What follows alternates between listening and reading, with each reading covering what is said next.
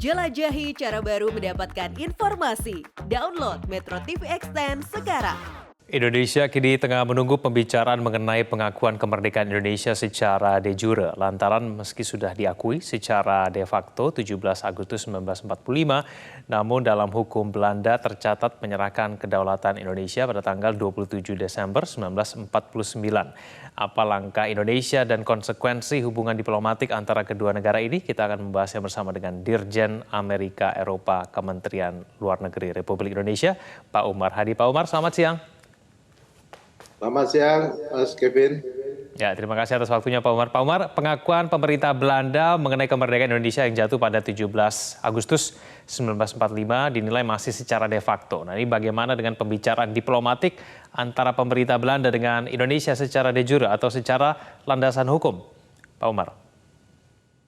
Sebelumnya tentu saya ingin juga menyampaikan ucapan selamat merayakan Hari Kemerdekaan untuk kita semua ya. Kemerdekaan ini kan satu nikmat yang patut kita syukuri bersama. Juga kita perlu terus menebalkan semangat kita untuk menjaga dan memelihara kemerdekaan ini. Dan tentunya sama-sama kita kerja keras untuk mengisi kemerdekaan, mencapai cita-cita kemerdekaan. Sebetulnya kalau pengakuan secara politis dan moral dari pemerintah Belanda atas proklamasi kemerdekaan 17 Agustus 1945 pertama kali itu dilakukan oleh Menteri Luar Negeri Belanda pada tahun 2005 tanggal 16 Agustus di Jakarta.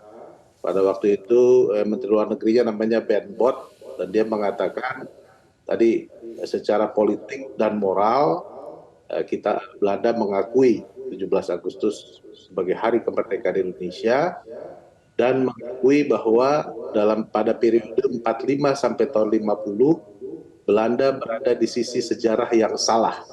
Jadi itu sejak 2005, kemudian tadi bergulir terus perkembangannya sampai yang tadi sudah disampaikan oleh Mas Kevin. Ya. Nah, tentu kita di Indonesia terus mengikuti perkembangan yang terjadi di Belanda ini. Ya, ini kan memang ada perubahan di masyarakat mereka mengenai masa lalu negaranya. Nah, ini yang kita terus ikuti perdebatannya di masyarakat mereka. Dan dari pernyataan yang terakhir dari Perdana Menteri Mark Rutte itu memang kita menunggu inisiatif dari mereka untuk berdiskusi bagaimana sebaiknya ke depan. Tetapi ini kan sekarang sedang ada krisis politik di negeri Belanda ya. Perdana Menteri Rutte mengundurkan diri pada bulan Juli kemarin dan mereka akan segera pemilu untuk pemerintahan baru. Jadi kita tunggu, kita amati. Nah, tapi yang harus kita garis bawahi adalah ya, yang pertama kan kita ini, bangsa kita ini yakin dan percaya bahwa kemerdekaan itu ialah hak, ya kan? Karena itu ketika kita menyatakan, memproklamasikan kemerdekaan, memang kita tidak merasa perlu minta izin dari siapa-siapa, kan? Karena ini hak kita. Ya, jadi kita bangsa yang percaya diri, yakin bahwa ini hak kita.